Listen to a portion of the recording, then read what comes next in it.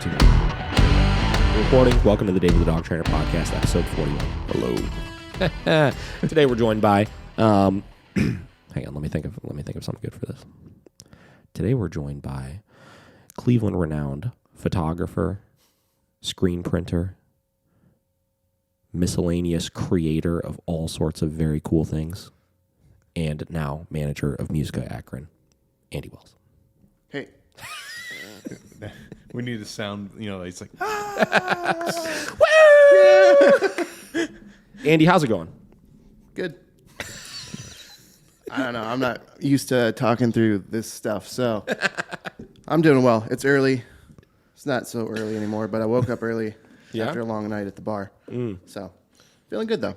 Excellent. I wasn't at the bar. I was working as the bartender. I was like, we better clarify that. Yeah, I was up all night. It's fine. He's like, Wednesday night. It's my night. Hey, it's how you get the creative juices flowing. Is that what it is? Sometimes.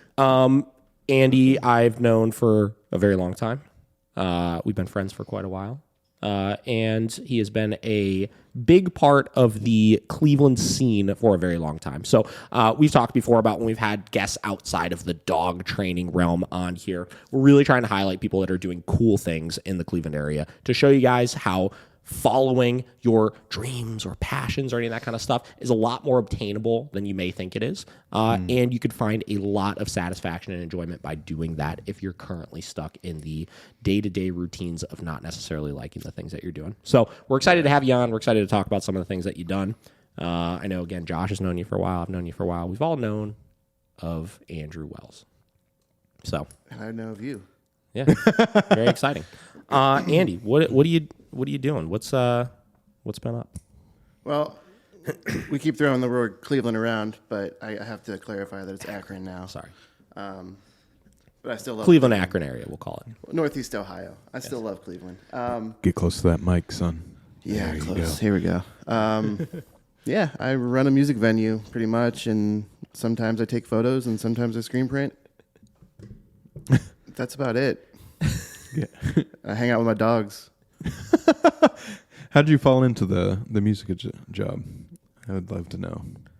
Well, do you want me to start from Yeah. Musica, or do you want me to start from the beginning? Start from the top. Start from the top. I mean, I've booked shows. I was 15 at the first time I booked a show, and then obviously fell into music. Then, bounced around, played some bands, and eventually did shows in my basement. Then I moved to Cleveland. I was doing shows, photos, design, video. Then I moved to Akron, and then position opened up at Musica, and so I jumped in, and now I do that. I feel like That's the abridged version. I think a big connection to the music scene for you has always been like your photography work, right? Yeah. Like I've always known you like in my course in bands as Andy. He takes band photos. He supports local music. He likes going and hanging out at shows and stuff like that. So how did those two worlds kind of connect? Was it like music first, and then you started just liking the idea of being able to take photographs in those types of situations, or how did those intertwine? It was definitely music first. I booked shows, and I did that stuff for a while. And then I was living at the house in Akron that did shows in the basement. It's a cling thing. Then I had taken some photos, and eventually decided to take it seriously. Mm-hmm. And then I moved to Cleveland, and that's when it really kind of took off. And that's what I did for about 8 years, doing show photos at May Halls and all over, and got to tour around and whatnot. And then that was my passion for a while, and then I kind of lost the passion. Yeah. I didn't, you don't make money doing show photos. You don't make, it's not lucrative in Cleveland as like just doing shows. And that's what I was mostly doing. So, I did the weddings, and that was fine. I had a lot of fun. I luckily never had any bridezillas and any of that, but it just wasn't my passion. So I kind of lost that kind of fierce passion for photo, and started looking into other things of business ventures, it's an adventure that I don't know. It just bounced around, and then eventually I just moved to Akron, and COVID hit and kind of changed everything. So I kind of pivoted in my career, and now I run a cool space that has a lot of history and a lot of feels good. It's beautiful. Yeah. Sorry if I speak really shitty. That's fine. You speak perfect. Okay. I think that that's a really interesting, as you kind of look at how it all connected and everything. I used to talk a lot about when I was in a band, for example, everybody does certain things or involve themselves with certain avenues because they have a specific passion within that, right? And a lot of people would look at, okay, cool, Andy's doing photography, because he really likes taking photos, right? Mm-hmm. Or I was in a band because I really like playing guitar, right? Or, whatever, any number of things. Josh is taking video because he really likes taking video or video for companies, Mm-hmm. And in my case with music, I really liked playing guitar, right? That was my passion for a long time. But I realized as I was creating a band and as I was working through all of the ins and outs of member changes and figuring out these more nuanced details with this and how do we keep ourselves together on this 2-week tour when one of our members is having a mental breakdown over here and this is happening over here and stuff like that.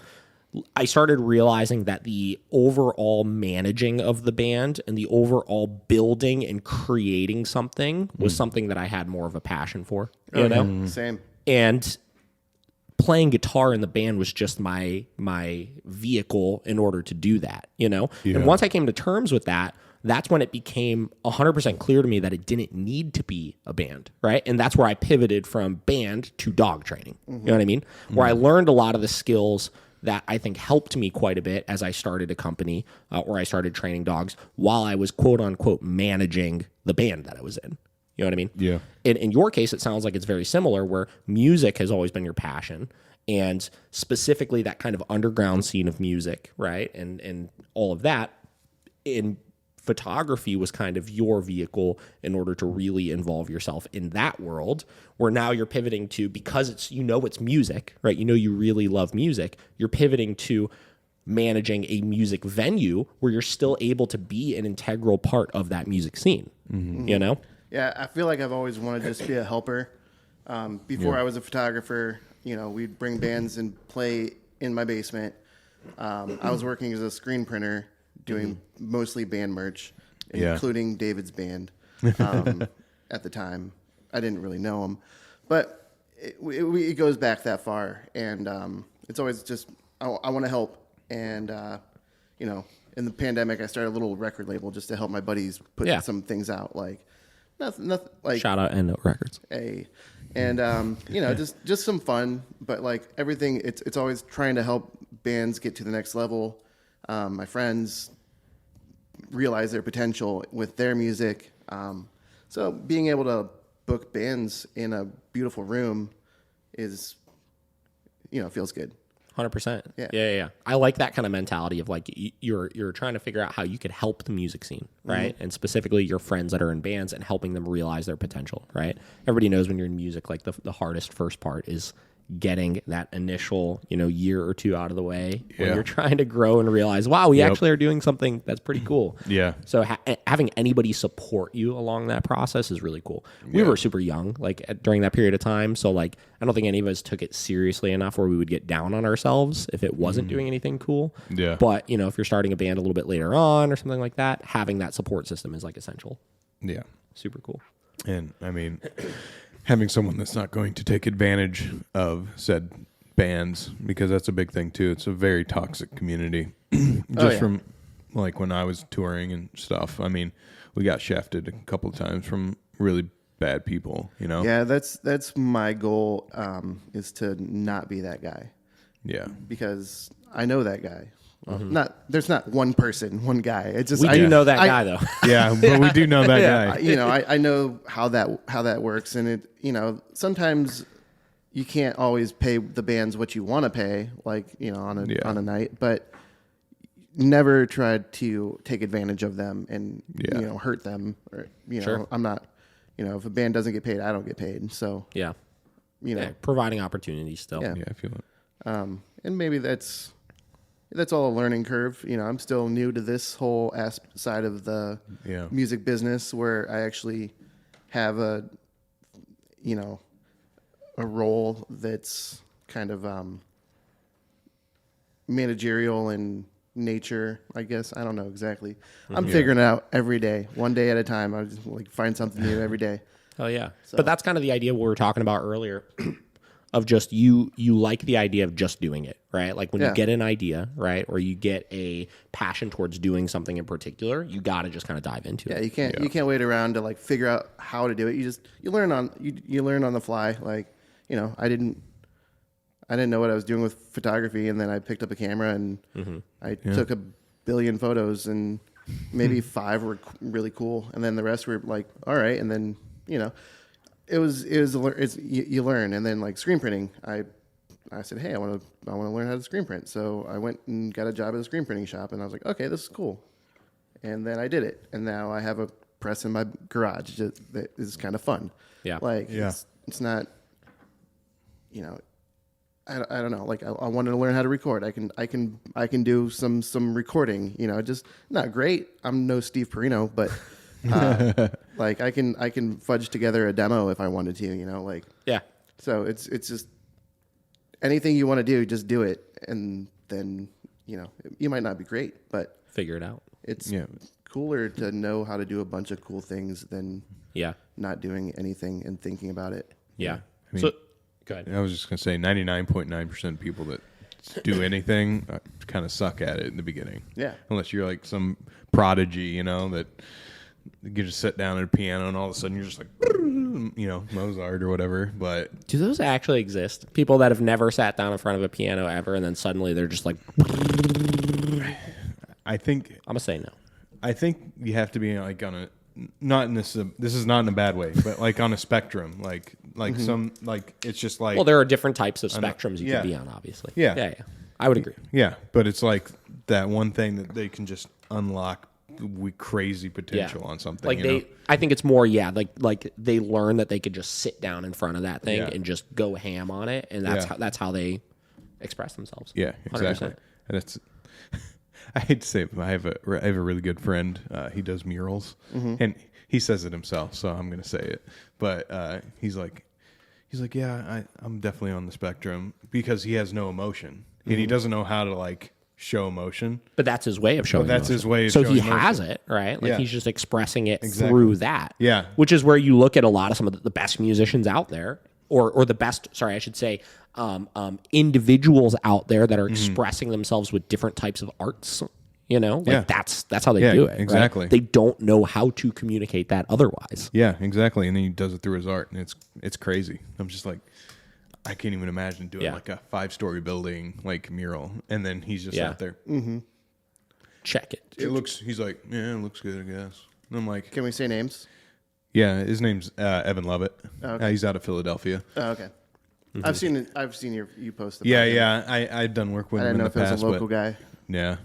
See a lot of like spray paint stuff. I'm thinking about trying to get. There's this guy from Cleveland. I think he lives elsewhere now. Do you know Abstract Descent? I believe it's called. I don't think so.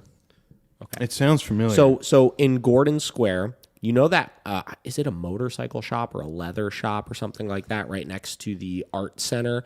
You know that big mural? It's black and it's got like a woman with like weird like purple hair and stuff. So he did that, right? Yeah. But he's blown up on TikTok. Like I think he's got like 1 million followers on TikTok or something now, and like he just travels and he'll paint in like all of these just random areas, you know.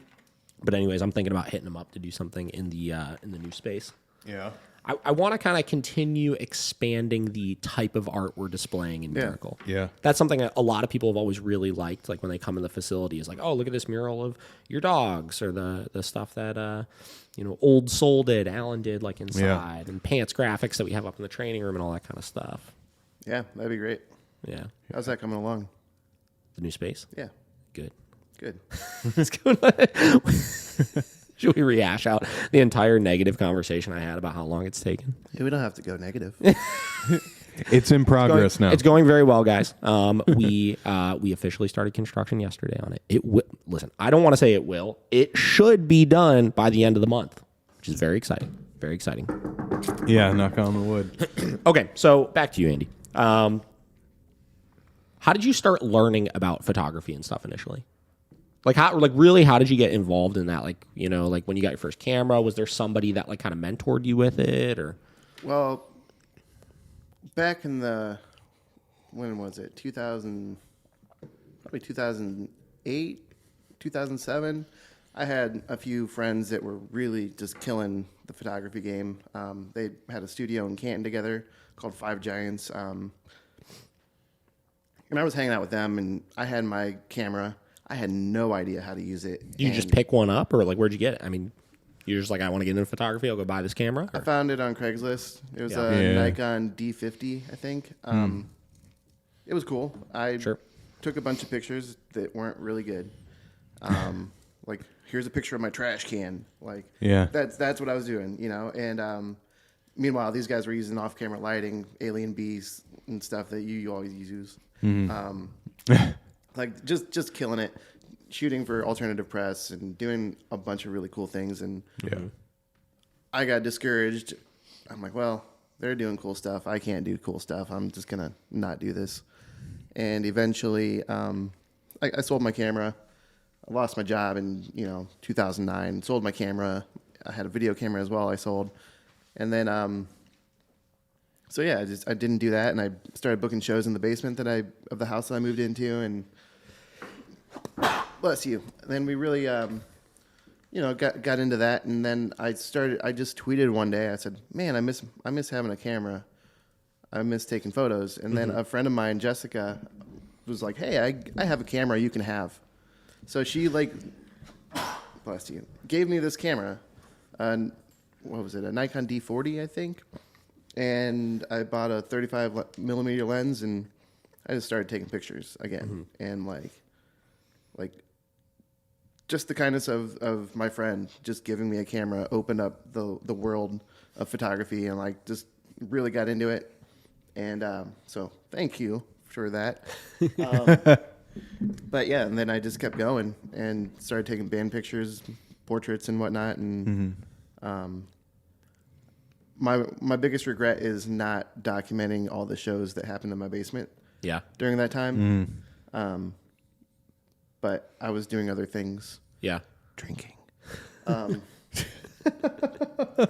But yeah, it was cool. And then when I moved to Cleveland, it was kind of like that was the time where I was like, okay, I need to take life seriously. I need to take this seriously because I think I can do something with. Sure. So I moved to Cleveland and started working a couple jobs and taking photos as much as I could along the way.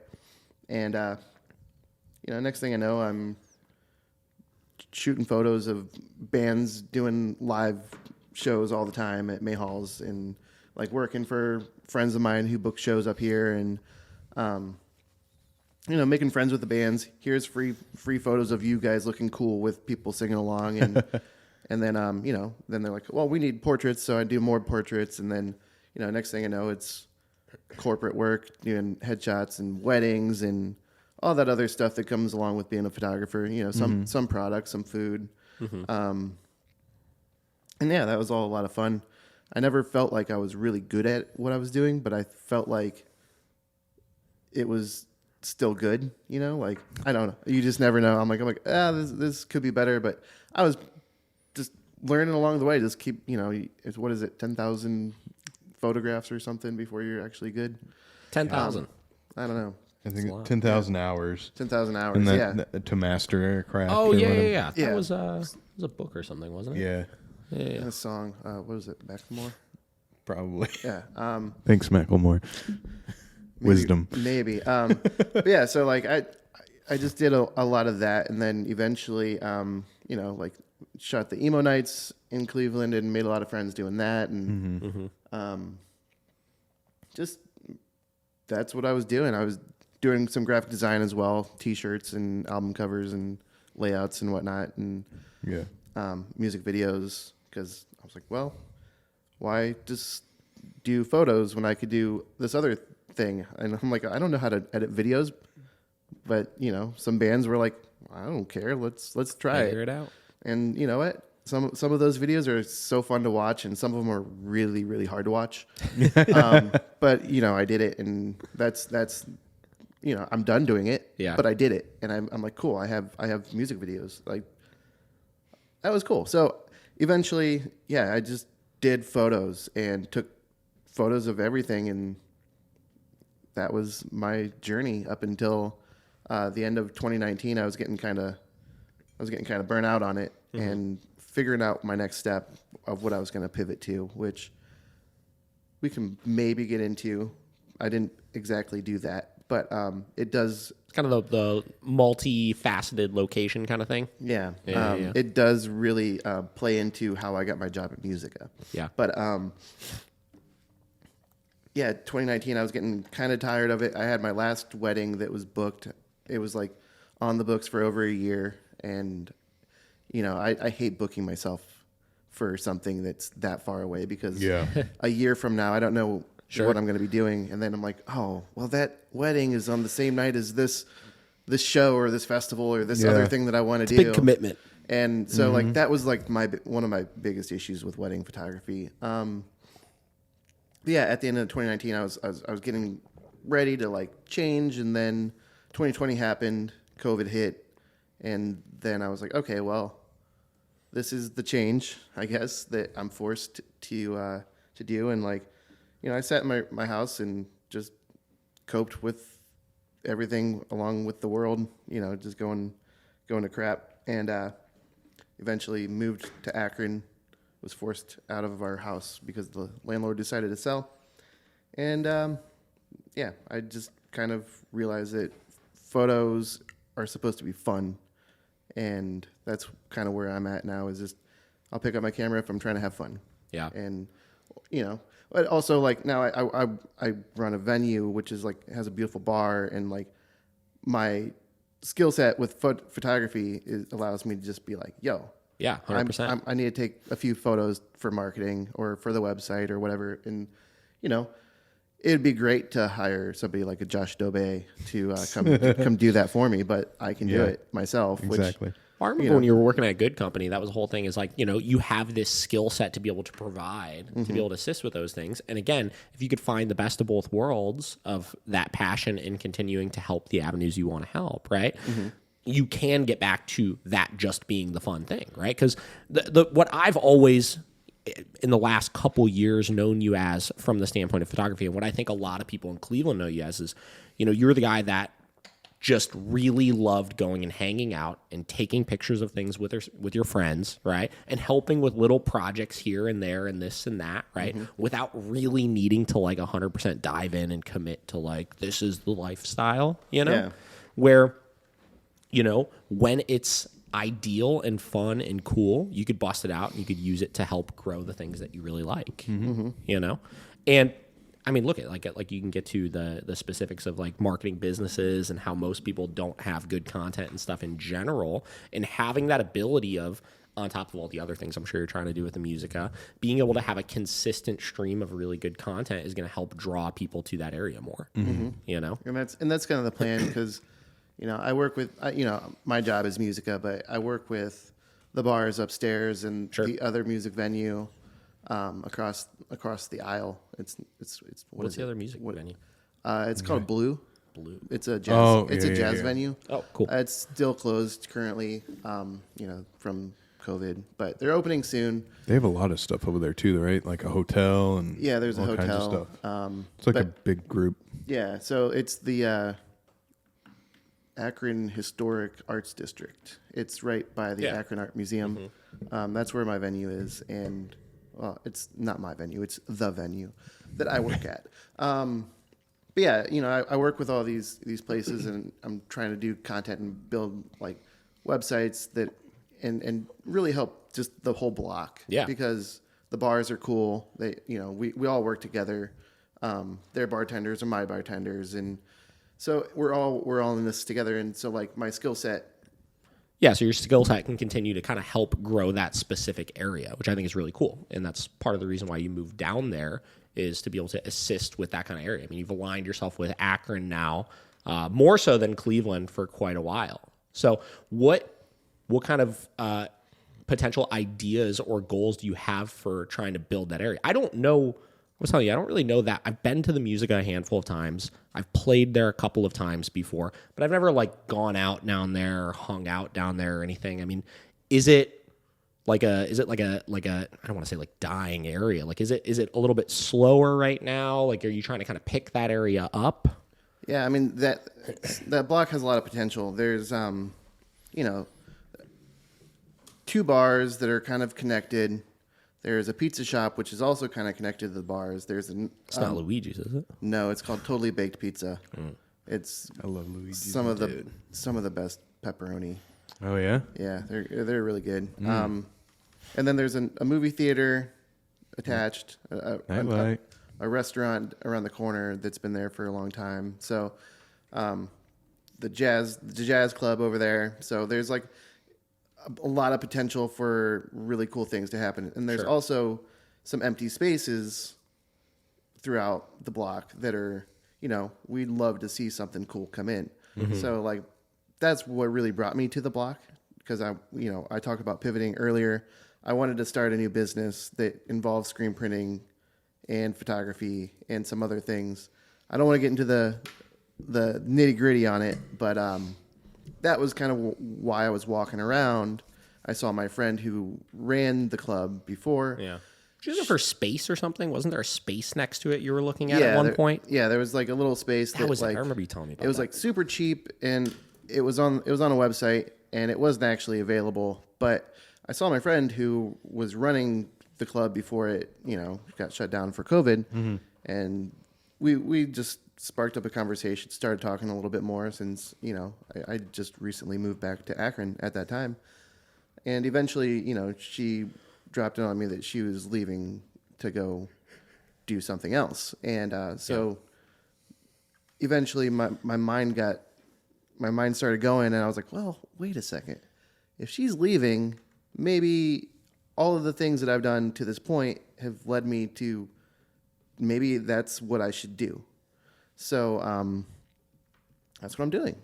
I talked to the right people. I sent my resume in, and just really showed that like I can wear many hats, and I'm a music guy. So it kind of worked out that way. That's where I ended up. But yeah, so back to the block though. It's pretty cool, and it's downtown Akron. So being downtown Akron is kind of strange because it's not always popping, but certain places are. Sure. Akron in general, after last year, everywhere in general is going to be kind of weird. Took a little bit of a hit. Yeah. But, it's also the perfect time to start making cool things cooler. Yeah. Because, right now everything's still goofy, but it's getting better. And I want to be a part of making Akron better. Are there specific parts of Akron, like outside of the downtown area, that are like our Tremont or Ohio City or things like that? Yeah. Where I saw him the other day, Highland Square. Yeah. Highland Square. Yeah, it's kind of like the Coventry, I would say, of there's Akron. it's literally like one little block of like 5 or 6 bars and some restaurants and like a movie theater, coffee shop. Like it's kind of, from an outsider perspective, is kind of lackluster. Sure. Yeah. But it's also where you go to have a good time. Yeah. I don't know. What's interesting? Just kind of brainstorming on some of this stuff, like thinking about ideas and ways to make things seem, I don't know, like to spark kind of passion and stuff. And obviously you want to help grow this block and everything. Is there like laws or rules or something like that stating why you could not create like what you said is called the Akron Downtown Historic District? Is that what you said? Akron Historic Arts District. Something like that, yeah. Akron Historic Arts District. Is there a reason why you couldn't create like an Akron Historic Downtown District or whatever it is, like Instagram page, and just like you man and create this like, I am supporting all of you guys right now, but it's my thing still. You know what I mean? Yeah. Does that make sense? That just seems like too much. It does sound like a lot potentially, but like I'm thinking like ways to like drive traffic to an area and stuff like that. Yeah. Well, and if the goal is helping to keep people coming to all of these different areas, that could be like a fun kind of cool thing. Yeah. You know? I mean, I'm not going to say that I haven't been working on something like that. Sure. I'm building a website for the block. Oh, and cool. For Yeah. that district. It's the same concept. Same concept. So maybe there's an Instagram attached to it. Sure. But yeah, it's definitely like I'm trying to like bring everything so like you know you can have a great night. Hell yeah. In downtown Akron right here. Like you can go to the art museum across the street. You can go catch a show. You can eat some food. Yeah. You can drink some beers. Yeah. Drink some bourbons. You know, it's interesting. Like look at like Watch a movie. Look at is there a movie theater right there? The Nightlight. Nice. Little independent spot. It's That's awesome. Cool. What is Yeah, it I like? love them. Capitol Theater or something? Is it like similar? Kind of No, just it's a little smaller. It's a much smaller. non-profit. Oh, it's smaller. too. Yeah. Oh wow. Nonprofit. Capitol Theater is pretty small. You know, like that sounds cool because I look at like let's take Cloak and Dagger for example because we talk about them all the time on here, right? And in 1 year, right, because they have really good content, right? Because they have really good content on their Instagram. What they have like 6,000, 7,000 followers or something like that. Yeah. You know, they've really blown up because you've done honestly, I mean, like you have done a phenomenal job with their Instagram. Thank you. Right? Like, Yes. I'm sure, listen, they're doing a great job of managing it. they're and this and 8,300 that. now. 8,300. But like, that's pretty insane for 1 year of growth. And if you look through it, like it's virtually all your photographs that you've taken, right? They're putting out awesome content that's really visually stunning. It makes it feel like, wow, like I want to go there, you know? Thank you. Go ahead. Also, shout out Brian Barr for making everything look His design work really, is phenomenal. really beautiful. Yeah. 100%. great. Yeah, their logos are really So cool. perfect. They're perfect for what they're trying to do. Yeah, it's so cool. You know? So regardless, it's very visually stunning, you know? Yeah. So you look at the idea of something like that down there, and like I find places through stuff like that, right? I find a place on Instagram. It's like, oh my God, that looks so good. You know, there's another local place, I think in like Cam's Corner area that just opened recently called Treehouse Provisions. Are you familiar?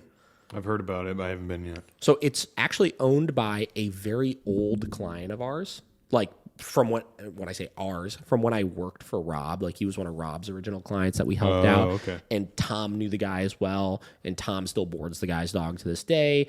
And whatever, they just recently opened this website. And I don't know if they're just doing it internally or what, but they're taking phenomenal photos of their stuff. It's same deal. I look at it and I'm like, damn, that looks freaking good. Is it like a meat shop?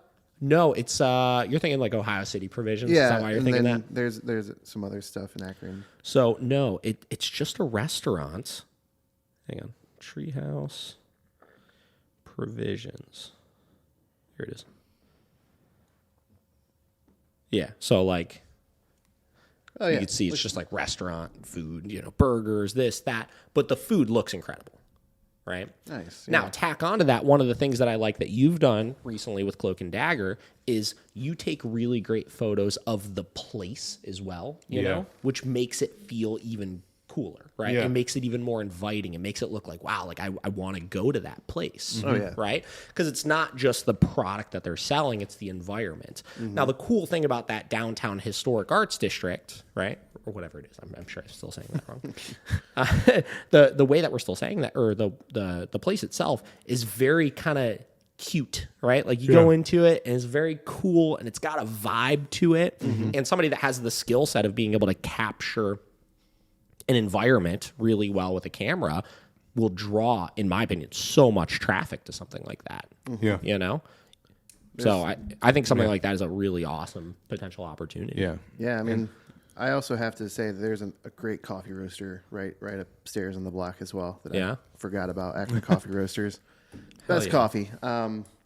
So yeah, we have everything right there. There's a parking deck, so it's like it's super easy to be there and do what you need to do. And so like that's kind of what brought me to that area. So they've put cool. like millions into downtown the last couple of years. Yeah. They started redoing all the roads. They like put new walkways in. Like they've put a lot of money down there. Like his block is like at the very end of it right now, and Yeah, they're like, we're going through it right now. yeah. So the roads are kind of torn up, but like this time next year, dude, like It's gonna be good. it's gonna be like really beautiful down there. Shout out to Akron infrastructure projects Yeah, everywhere.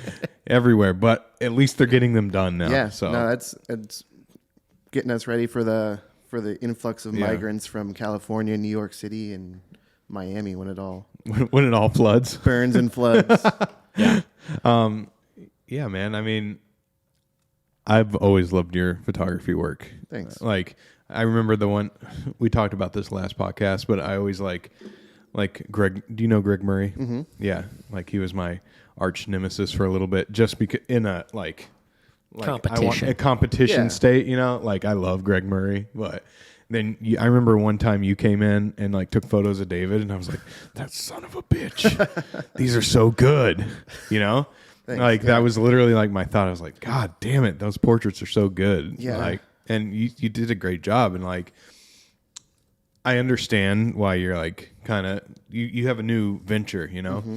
But I don't think you should ever give any of that up. And I think, honestly, that is going to be such an integral part that you don't even know yet about the job that you have. Oh yeah, You know? I find out new things every day of like, oh, well, maybe I should do this. So yeah, I appreciate that. Yeah. It's something that absolutely like increases your value and worth like in any sort of venture that you take like tenfold. You know, like Yeah. any employee we could possibly bring in that has that type of experience, it's like goddamn, like Yeah. hell yeah. Yeah. You know, I also I won't say nemesis, but Yeah, nemesis was a strong at word. one point, I wanted to get into dog photo stuff, and Yeah. I did some photos of some dogs that were really cool and a lot of fun. But then I was like, I can't like this guy's already got it. He's like You talking Greg? Yeah, Dude, he kills Yeah. it. He's so good. I He's was just like, got it, you know. And the thing that I like about him is like he knows exactly what his niche is in the dog world. You know, it's those high quality, cute ass studio photos. Yep. That's it. Let me stick your dog on a fucking bright ass yellow background. That's gonna really make their eyes pop, and you're gonna love it. Yep. And then he's like, put them all together in a book with some peanut butter. And Oh god, boom. dude. Honestly, what a freaking genius idea. Yeah. like, Man hit sevens. I gotta talk to him one day, but like I wonder, like, if he had to have known exactly what he was doing when he did that. Oh, yeah. Oh, you know, yeah. like this is gonna be a goddamn hit. It was, man. Dude, I remember when like you released it. It was like all over the place. It was on the news. Dude, yeah. Like it was like a 100%. thing. I mean, everybody loves dogs. Yeah. Licking Eating peanut butter off their face. Yeah. It's Yeah. unbelievable. You get the funniest photos in the world. I got one of Vera one time. He stuck some peanut butter on her nose, took some funny Yeah. photos of her. It was so fucking funny. It's just like the ultimate tabletop like book, and you're Yeah. the man of this man I loves love coffee table. coffee table books. Oh, yeah. Coffee table book fanatic. Okay, so throughout, so would call you a solopreneur, maybe? Is that an appropriate title? Yeah, just bounce around. So I mean, yeah, I mean a renaissance man of solo entrepreneurship, right? Yeah. Like you've kind of done a lot of like little bit of this, little bit of that, little bit of this, little bit of that, but all of it pretty much has been for you, right? Yeah. Like I'm doing these things, Right. And, you know, none of it has been overly like monetarily successful yet. Sure, I'll say yet because I'm still working on some things. But you know, it's still going. you know, I'm constantly learning new skills and Yeah.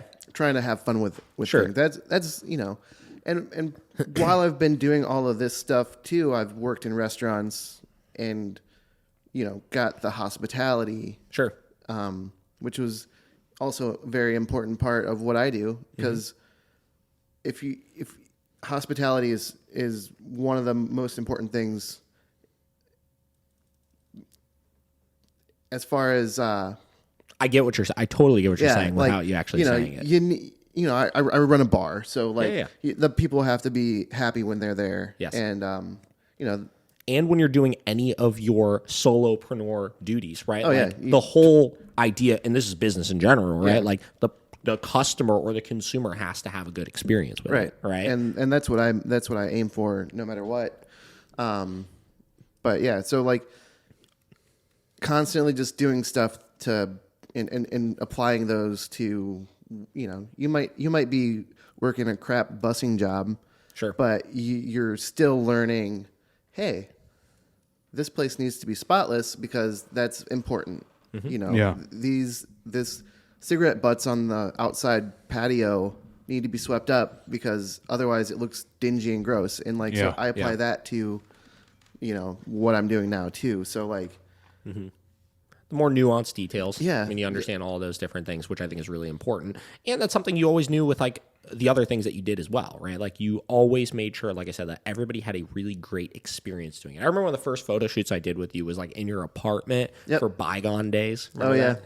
And same deal. I don't think I'd ever met you before. And I remember leaving there just like, holy shit, this is like the nicest guy ever, right? And that was the easiest photo shoot ever. It was so like non-pressured and everything, you know?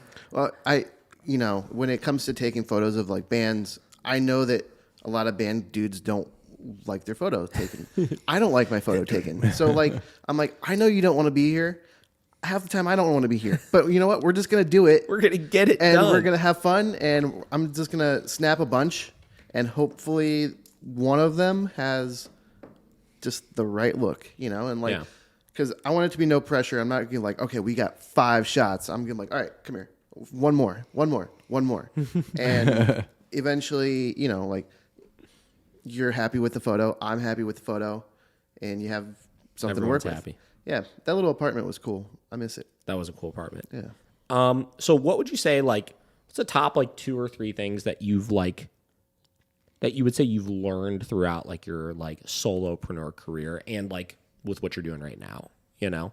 What are some of the biggest takeaways you've had in essentially, like, working, you know, towards passions and goals and stuff like that for the better part of the last, like, 15 years or so? I think basically we just got to do it.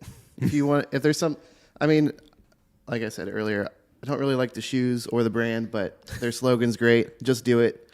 You know, you'll learn along the way if you just try, you know, and you might not do it great and you might try it and be like, okay, that's not for me, but you just got to keep doing it. I don't know exactly like the number one lesson I've learned. Sure. But just be nice to people, make friends, and, you know, just do it. I don't know. Just keep doing it. Yeah, just keep trying. And, you know, if you fail, I've had many failures, or at least it feels like it, but you just got to keep waking up and trying again. That's Can you imagine someone that has never had a failure? Like, they probably suck as a person. Oh, yeah. Because they just never had to, like, overcome anything. I never lose. Yeah, I never lose. But, like, I mean, it's just a testament to where you're at now, you know? Like, you picked up a camera, you know? Like, you never used one. Yeah. You started booking shows. Did anyone give you a manual how to fucking book shows back in the day, you know? No. Like, you got all this passion, and you just wanted to do it. And honestly, like, that's the big thing in the music industry are people like you that are the backbone for all these bands that think that they're the reason that everyone's there. No, it's because of everyone that booked the show and promoted it and blah, blah, blah. And the guy that takes the photographs and everything. Helpers. Yeah, exactly. Yeah, I mean, picking up a camera got me, you know, road trips across the country, you know. Exactly. Like, and shout out to all the bands who, like, trusted me to do their photos and just brought me along. Like, like, hey, you're playing with one of my favorite bands. Can I tour with you? Yeah.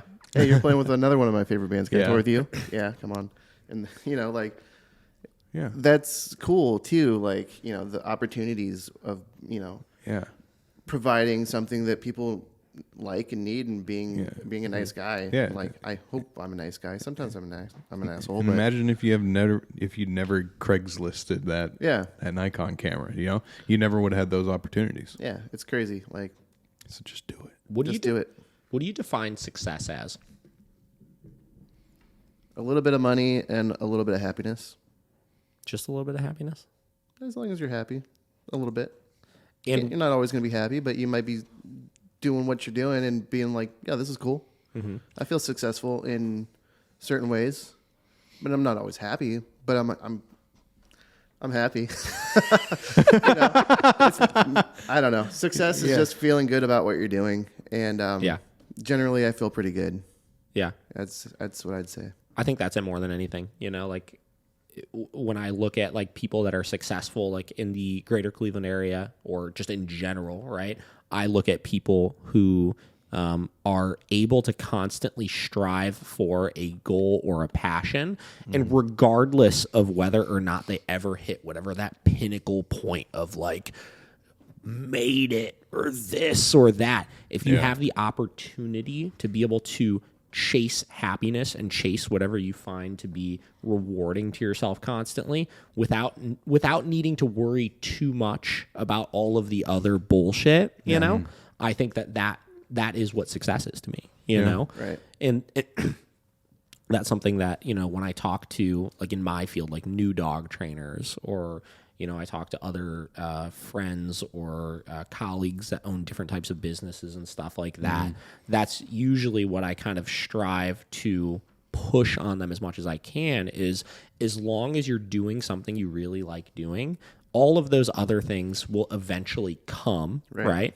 To whatever form that may look like and whatever field that may look like, right? But that will be, that should always be kind of your driving motivator for things, Right. you know? Doing stuff that you like doing. Yep. And then, you know, it pains me when people close to me, or just people who aren't close to me, are telling me all the things that they want to do. Sure. And I'm like, And they're not doing then it. you're not doing it. Yeah. It's very attainable. All you got to do is just do it. And like, you can do that thing that you're talking about if you're just not talking about it, and you just do it. Yeah. And, you know, I'm not one to, you know, always just do it. I talk about things for a long time, you know, like I wanted to buy a screen printing press for years, like for like probably 8 or 9 years, maybe 10.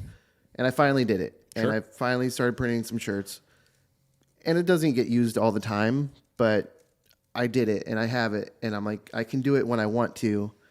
And that's cool. But, you know, it took me 10 years of talking about it to finally do it. So, you know, I'm one to talk sometimes, but like, I always knew that the right time would come, and that it eventually came. And so it's like, it doesn't always happen overnight, but just, you know, you have to just, if there's something you want to do, you just got to go out and do it. Like, Yeah. you In know, your case and- too, you've pivoted a lot, you know? So Yeah, like bounce around. the screen printing thing, for example, it's not like you were not doing that because you were too like, oh, I'm focused on my 9-to-5 job or this or that, right? Like you had another thing that you were really involved with. That was the thing you just did, right? That a lot of your attention was taking from. Yeah. So I completely agree. I have a ton of, I have friends that are that way, that, you know, have passions towards certain things, right? They really, really, really want to do something, and they're very talented individuals, some of them, you know? And for whatever reason, there's something holding them back from, whether putting in the work, right, or the fear of if it doesn't work, or I think some people just like the idea of at some point I might try to do this, you know, but don't necessarily want to take the steps to achieve that. And I think a lot of that probably is due to fear, you know. If I do go to do this, I can't talk about one day I'll do this, you know. I'll only be able to talk about did it work or did it not work, Right. Yeah. you know. So I don't know. I think that's interesting.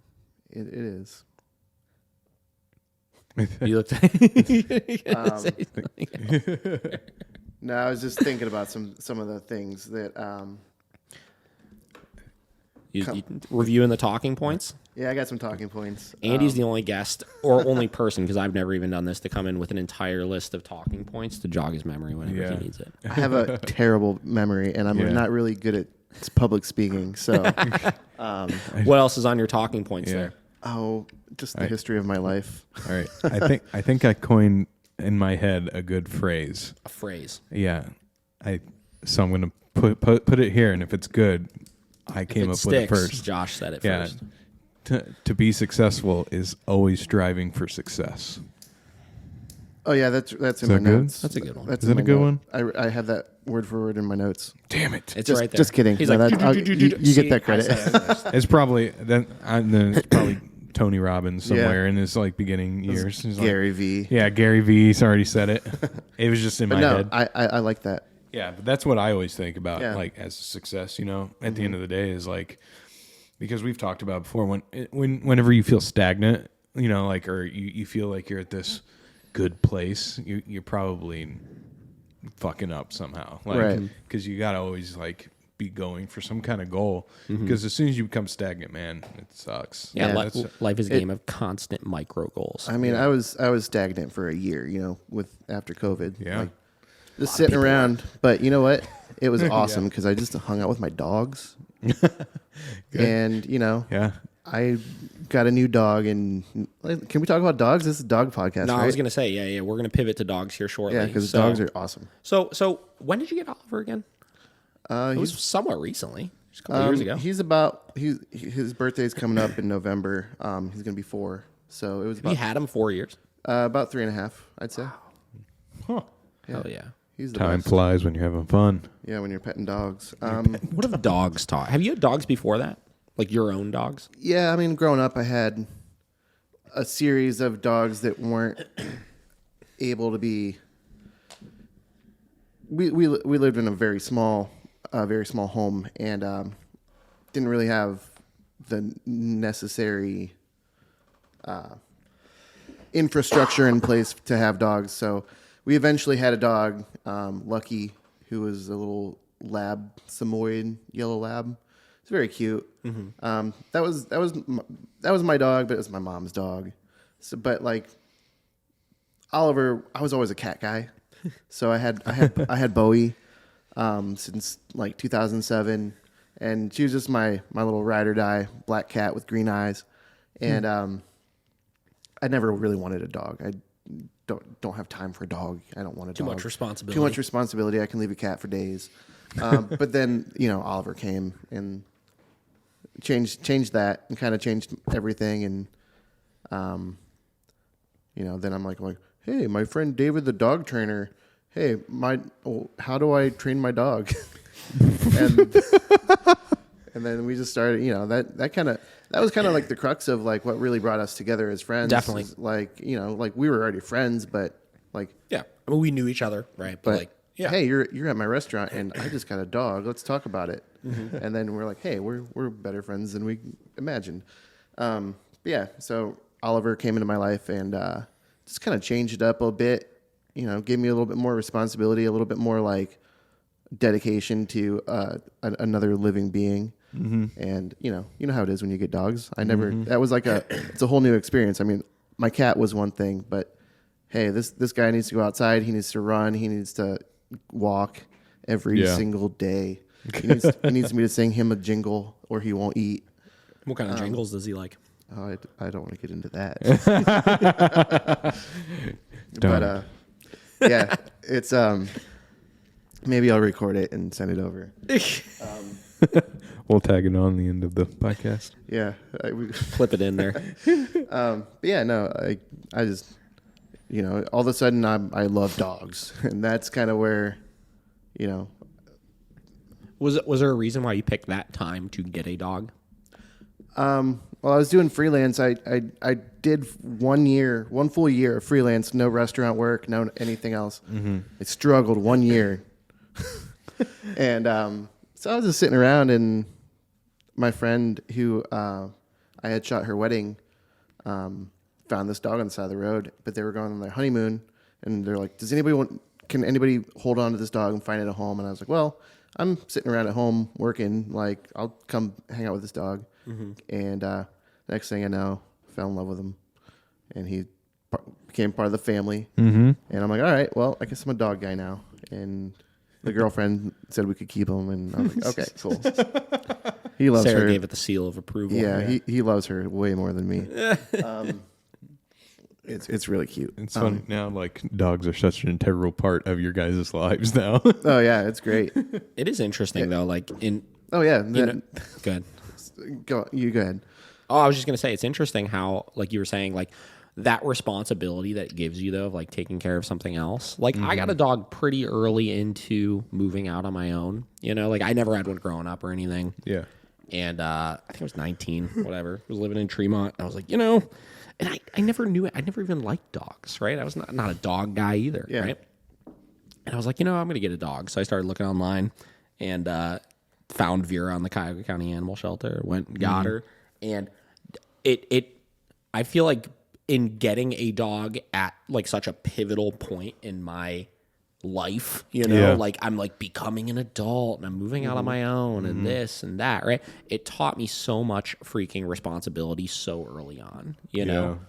Like there's no way around it. Like you have to go home and take care of this thing, Yeah. right? Like you can't just like stay wherever you're at all the time or you know, go out to the wee hours and come home and just like go right to bed or anything. Yeah, Like, that's, and that keeps you grounded too, you know, like yeah, sure. and that's a nice thing. Yeah, I mean that's why I was always like before we got Bender together, like I was like, man, because I've had dogs before, and I was like, we get to like travel all the time right now, like we don't have to worry about where we're gonna take the dog, you know, blah blah blah. But I mean, it's a worthy sacrifice to like care about, you know. Yeah, and I save a lot more money. I don't go on so many trips now. Right. Yeah, seriously. Yeah, and like I liked that responsibility so much that I had to get another dog right when I was getting kicked out of my house. Yeah. And That was like right before you moved to Akron. yeah, it was a very tumultuous time, and I'm like, oh, we're walking Oliver, and we see this puppy. I'm like, oh, cute puppy, and the guy was like, oh, cute dog. Do you want a dog? And that's not the first time somebody's asked me if I want their dog. And but I was like, oh, he's really cute. Let me think about it. And I thought about it for a whole of like 45 minutes, and I was like, yeah, I think I'll take that dog. And that's when I brought Milo into the equation. Yeah. And he's a little monster. He's still a monster, but he's, you know, I've taken what I've learned from the one-on-one sessions with David and Oliver and applied that to him, and he's super funny. He's my comedy dog. Like You just do like dumb things all the time. yeah, he's hilarious. Like Yeah. he's so food motivated, and so like he does tricks. Like he'd be like a good trick dog. Like, I mean, he does tricks, and but yeah, he's a source of laughter every day. Yeah. But yeah, he was bad for a while, but I think this is a cool thing too, because you were talking about you applied what you've learned before to your new dog, and that's something we've talked about before. And I think this is a really good thing to talk about because, you know, half the reason I'm on here is because I'm not a dog trainer, so it's like a different perspective, right? Right. And so, if you could just kind of talk about, like, you know, you went through the training, but it was like more than just for that dog. It was like a lifelong lesson for you, for Absolutely. the future as a dog owner. Like, how beneficial was like dog training for you now that you've seen like your second generation of dog, you know, in your household? It's definitely some, you know, it laid the foundation for me. You know, I'm not doing the exact, you know, I'm not doing everything you want me to be doing. But You know, the foundation and the basic principles of like getting these dogs to listen, and like, you know, e-collar, you know, that's important. You know, Milo hasn't been on the e-collar for a couple weeks, 2 or 3 weeks. He started going into the bushes that he's not supposed to be going into. So I, you know, I'm like, I'm gonna have to get you back in shape. You know, very well, but like I'm saying no, and you run, and so little brush up. What is it called? You don't like call it enrichment. Enrichment. A little bit of enrichment is Little coming. enrichment. But yeah, like That point in itself, so, you know, obviously we did like a full training thing with Oliver, right? We went through commands and this and that, right? And a little bit of everything. But it's interesting how something like you were saying, like with Milo, right? Milo was having just some specific behavioral issues. And even though we didn't go through and do all of these commands and this and all the fancy stuff, you knew the general concept of what you needed. And what you needed was just to get him to stop doing a couple of things, right? And you start realizing how simple it is to stop those couple of things. oh yeah, it's a lot of fun. I mean, it's like, you know, what you taught me is gonna like resonate for forever as for any other future dogs I may or may not get. Yeah. But yeah, it's I don't exactly know where I'm going other than it's super value. You know, like I'm not I'm not here like Google review, but I wrote one recently.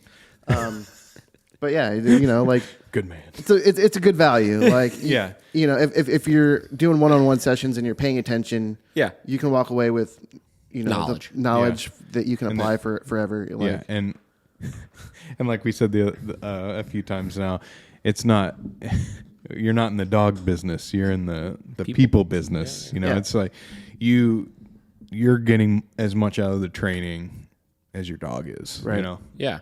And it is a knowledge thing, right? And like regardless of, I don't expect everybody to do every single thing that I tell them to by any means, you know, because like I've said it before, everybody lives very different lifestyles with their dogs. Everybody likes doing very different things with their dogs.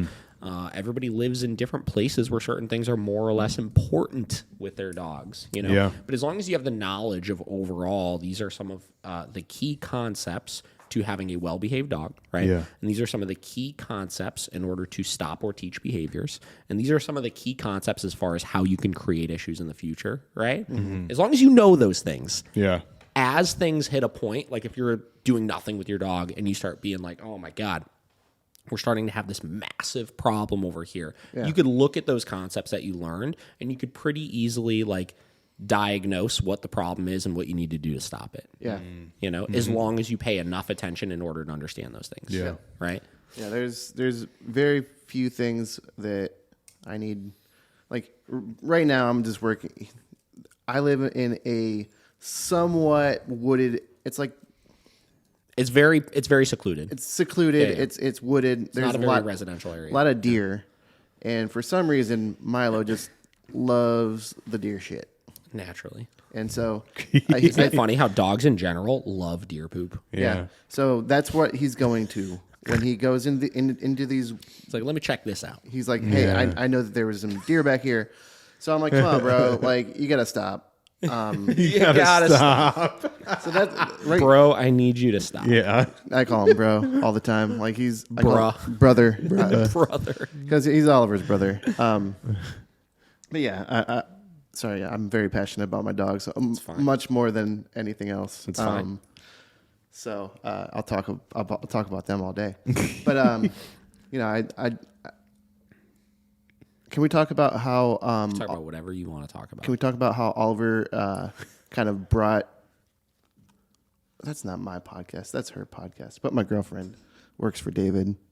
Did you know that? We could talk about it, Andy. We We could talk about whatever. it. It's pretty cool. Yeah. So Sarah, Andrew's girl is our assistant manager at Miracle Canine Training. Yeah, and you know, like that came because we found this dog, or Oliver found us, you know, in that way. I guess that's true. Yeah, Because I was hanging out at Good Company with you, I think, Yeah. and that's when you'd kind of mentioned a few times Sarah's looking for some new work or something. Yeah, I think. you know, she just needed like another part-time job, and you were looking for somebody. I'm like, well, we like dogs, Yeah. and now you know she's full blown in the dog training community. She's Yeah. you know, she's not a dog trainer, but you know, that's a whole story for her own podcast down the road. Who knows? Yeah. But you know, like it's very like I've noticed, you know, she has like she loves her job. She loves working with the dogs. She loves the team, and you know, like so like I see, you know, I'm just here to recognize that like finding a dog helps you find a purpose. You know, like it's not to some people. You know, That's good. That was That's deep. the deepest thing you've said this whole podcast, Andy. Yeah. You better paint that on the walls of Miracle. isn't that Find a movie? dog, dog's- find a purpose. Yeah. Isn't that a movie or a book or something? A dog's purpose. Yeah. The movie sucked. It wasn't great. The book was really Is that the good one if you with- ever read it, but like Was it Owen Wilson that was in there? Owen Wilson was not in that. I have no idea. I Wait, just know. oh, that was Marley and Me. Yeah, I did not see that one. That one's supposed to be real sad, too. That, Yeah. that gets you crying. Yeah, That'll get you. I don't want to cry. But yeah, no, I just thought it was really cool that like Oliver came into our life, and then next thing you know, like she's working with dogs, and then she's worked her way up from the bottom up to Started from the bottom. now we're here. And you know, I just want to recognize that like that's cool. That's like whether it was with you or anybody else, like I think it's really cool that just like having a dog, and then making connections along the way. Yeah. Dogs or anything aside, like, and this goes back to, zooming back, again, to all of kind of the things that you've done to where you're at right now, managing a music venue and working on some really cool things in the kind of Akron area, right? All of your connections you make throughout your life in any avenue that you do, right, can ultimately lead to opportunity if you're willing to take advantage of them. Right. Right? It's, life is unfortunately to some extent, but fortunately to some extent as well, it's kind of just a big game that we're playing, you know? Yeah. And You level up. And if you're looking to achieve success, however you want to define it, in the pursuit of happiness, right? You could really look at that game that you're playing and continue to find ways to improve yourself, right? And continue to take advantage of the opportunities and the connections that you're making, right? And that's something that I do all the time, right? That's something that, just through meeting people and training dogs and all of the connections that we make with that, those have opened up so many different avenues to me as well. Or if they haven't opened up avenues to me, just the people I'm getting connected with, and some of those people being in further along positions than me or less position than me or whatever it may be, I'm constantly increasing my knowledge because of it, of just how to continue playing this game as good as I can, Yeah. And it's fun. I really, really like it, and I love, that's my biggest takeaway from what we're doing right now, is learning to better connect with people, and learning to be mutually helpful to all sorts of different people. Right. Right. I think it's cool. I don't know. I think it's cool. Josh, I'll let you just turn that thing on real quick and we'll probably wrap this guy up here. Right when you change that battery. Dang. Andy, you got any other talking points you want to discuss? I would just really like dogs, man. Well, listen, go ahead, Josh.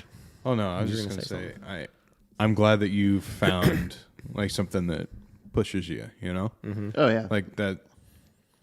Obviously, you were feeling a little stagnant because we were just talking about that, with your photography, which you can always come back to or use it to help what you're doing now. But it's cool to see you being so passionate about this new thing in your life, and you obviously really, really care about it. You care about the Musica, you care about the block, you care about music in general. So it's really cool that, we were just talking about how it's a game. I mean, if you hadn't been looking at that one place, you wouldn't have met the one girl that got you into the place of the Musica. It's like it was all like right time, right place, right time. We could go on.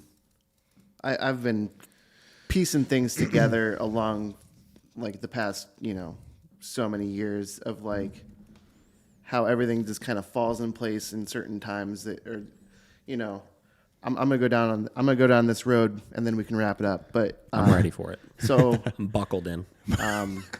so I got the dog. My girlfriend got the job at a dog training facility. Yeah. Made a good friend through David. Just because I was like, hey, you're my dog training friend. Let's talk. But yeah, that was all cool. And then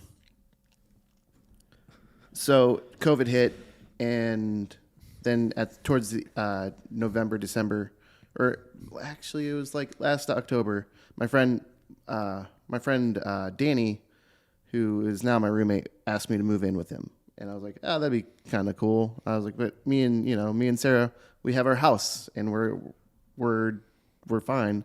2 days later, my landlord was like, hey, I'm gonna sell this house because I could make money off of it.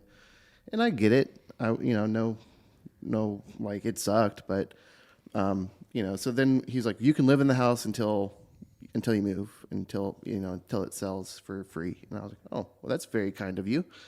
Then we found that other dog, Milo, and that was cool. And then, anyways, Sarah stayed up here because she had her job, so that was kind of a thing. And we just go back and forth. It's great. But I moved to Akron, and it was like just in time. Like my mom got sick, so I've been otherwise I would have been in Cleveland having to go back and forth. So I was close to my mom, which is great. She's better now. She's not fully better, but she's getting better. Yeah. And so I felt it was like really cool to like, I'm like, wow, something drew me to Akron. I'm there for her. That's great. I was drawn to a particular, I keep staring at this camera. I was drawn to a particular storefront, and then I ran into the right person. And I thought that was cool. And then I got the job, and now I'm doing that. And like, you know, it's all kind of crazy how things just kind of fall if you let them in the right way. Sorry. I don't know. I've lately been feeling like there's been a lot of like, I don't want to say divine intervention, but that's kind of what it feels like as far as like things falling right into place after they felt like they were out of place for so long. Mm-hmm. And, I don't know if I'm just rambling, but like, it makes complete. I mean, like opportunities are always there, right? And when you really open yourself up to like being aware of them, you start realizing how to then take advantage of them, right? And then once you start taking advantage of them, it's up to you and you only to then do your part and put in the work to make sure that it continues to grow, right? Because I think somebody could go realistically their whole life and have numerous opportunities present themselves. But those opportunities then being able to then evolve into something bigger and evolve into something that's more successful and something more rewarding or more whatever financially lucrative or whatever that may be, that is up to that person and that person only to then make that happen. You have to take the advantage and see what do I need to do to continue to push this thing. A path is like a path that will sometimes land in your lap. Yes. You follow that path, but then you're like, well, okay, how can I make this path like, oh, there's other paths. Like, how can I... How do I go down the path? Which path makes the most sense for the future and, you know, making things better? And I think right now my path is pretty cool. Hell yeah. Yeah, exactly. And I value it. Like, I didn't think I'd run a music club. I didn't think I'd go to another show. Yeah. And now it's really cool. Yeah. And, I'm grateful for all the opportunities that I get. Yeah. And I think that's one of the thing I'm gonna leave you on is like to be grateful for things, whether, you know, even if you've worked really hard, if you get that thing that you're working hard for, just be like, wow, that's fucking awesome. Hell yeah. I'm so thankful that I'm here, you know, like, or just like anything. Yeah. That's, you asked me earlier. Like, No, I think that's kind of what I was looking for when I was asking you that question, you know, because listen, I mean, from the outside looking in, you know, I've achieved a really cool level of success and everything, but there are some times where it gets really easy to like get down on yourself and get hard about things. And I'll tell you, man, like it doesn't happen that often, but there are some times that I'll go through like a week-long rut where it's just like I don't feel super good about what I'm doing. I feel you know, to some extent, maybe stagnant. I feel like potentially I'm making the wrong decisions and certain things and stuff like that. And being able to zoom out and just look at what we've done and remind myself of that gratitude that I have for all of those things helps me to then reground myself, right? And be solution oriented enough to be able to solve any issues that I may be facing at that moment. You know what I mean? And that's something that everybody, no matter what kind of success you'll achieve, will face. And having the skill set and the tools at your disposal to be able to do that and figure out those problems and remind yourself of that gratitude that you have to then move forward is something that everybody needs to learn to do, and it will ultimately help you to be able to find those solutions then at that point. Right. You know? Yeah. I feel that I just went through kind of one of those points, you know, and it's likewise. It's funny because all I remember is your peaks and valleys. Like when we were talking about dogs and like, but it's like the same thing with me. It's like I had this really high moment. It's like I booked 3 shoots for like the coming weeks in like one day, and it was like, yeah, like this is cool. This is a nice little snowball. And then for some reason I was just like, and I was like, oh God. And then a couple of shoots got delayed because supply chain sucks right now for restaurants and stuff. And so now like this week has been kind of nothing. Right. So I was like, oh God, you know, but next week is like so crammed now, and I'm like stressing out about that. But then I had to like take a step back and like, all right, where was I at last year? At this point, nowhere close to what I've achieved now. So it's like, yeah, I like that step back and look where you've come. Yeah. Last October, I was feeling really, really crappy. Like, I found I was getting, towards the end of October, like, I don't quite know. Everything was just a blur because COVID was just awful. Yeah. But yeah, like now peaks and valleys, like that was a real big valley. And now like I'm at a peak. I get a blank slate essentially. I'm starting bar program nights and getting to kind of throw things around and kind of work build something from the ground up, but with the resources available to me of like I have a room. I have a beautiful bar. Let's do a bar night, a vinyl night. Like, I'm excited about that. Like, I'm like, cool. I'm going to, last night was really cool. A few people showed up. Like, it was better than the first night. And then I'm hoping that in 2 weeks, the next one that we do is going to be better than that one. I do it next Wednesday, but we have a show. If you want to come, theofficialmusica.com for any show listings and information. But with that said, I don't know how much more I can talk about. That's okay. That's we can wrap that up on that. I think that was a good end note there. That's end note. It's kind of the more. It's kind of the moral of all of this. Is one last point on the being able to detach and find gratitude in those types of situations. One thing I heard somewhere, right, is there is always somebody, no matter what you're trying to do and no matter where you're at in that stage, there's always somebody that's a step or two behind you that wants to be at the point that you're at right now. Yeah. Right? So always being grateful for those things and then figuring out, again, how do we help those people come up with you, and then how do you help move yourself forward with it? Yeah. I mean, that's a whole nother can of worms. But yeah, I just want to help people. And like, I see potential in certain aspects of myself and others that, it's like, all you got to do is just do it. That's it. Just do it. All right. That was sweet. Andy, very fun. Where can the people find you or any of the things that you're doing? Where would you like to drive traffic to? What road would you like to open? Well, what opportunity would you like to present? I have about 1,800 Instagram pages, so you can go to my personal photos page. It doesn't get updated as much as it could, but that's because I'm not a photographer anymore, really.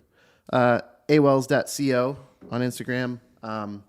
Musica is the official Musica on Instagram or theofficialmusica.com to go to our website. And Note Records on Instagram. I might start doing some more stuff with that soon. You should make a link tree for all of these. You really should. I say this because we made our first link tree like 3 weeks ago. I have a secret burger account.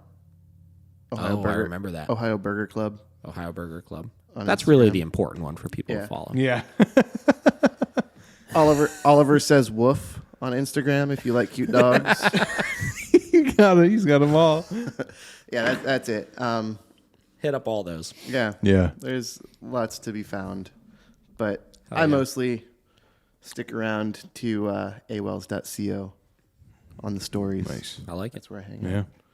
All right. Cool. Thanks for having me. Yeah. Happy. Thanks to everybody who listened this far to listen to me ramble. Josh. First of all, you still got an in at Good Company? Depends what. What do you need? Their business. Just be like, hey, I know this guy does some good job. We'll talk about that after the podcast. Okay. Yeah. Sorry. I'm trying to plug myself. No, here. I definitely think Good Company should hire Josh Dobe. You know who else? Who? Sense Pizza. Oh yeah, I know. We used to work with Vince. Ooh. Sense Pizza. He's a client of mine as well. All right. Yeah, maybe even a Heart of Gold. I'm down with that. That's best chicken sandwich in Cleveland. Yeah. Is it? It is. Ooh. All right. Oh yeah. I'll show you. It's Brian Barb voted it best chicken sandwich in Cleveland. And Is Brian Barr the chicken connoisseur of Cleveland? he did a whole thing. Really? He made like a whole like I should see bracket. this. That's dude, hilarious. It's crazy. And Heart of Gold won. And I told him, he asked first, and that was a place I said would win. Yeah. Yeah. So I was right. All right. Love it. But anyway, Josh DeBay Productions on Instagram, or joshdebeyproductions.com. You can find me at Davidthedogtrainer at Instagram. I've been posting a lot more on there lately. you Trying to have. stay a little active, give you guys a little peace of my mind. And obviously, Miracle Canine Training and miraclecanintraining.com. Website is currently being revamped. Should be done in the next couple days. Ooh. Ooh, nice. Very exciting. Very exciting. Aside from that, that's it. I'll catch you guys next time on 42.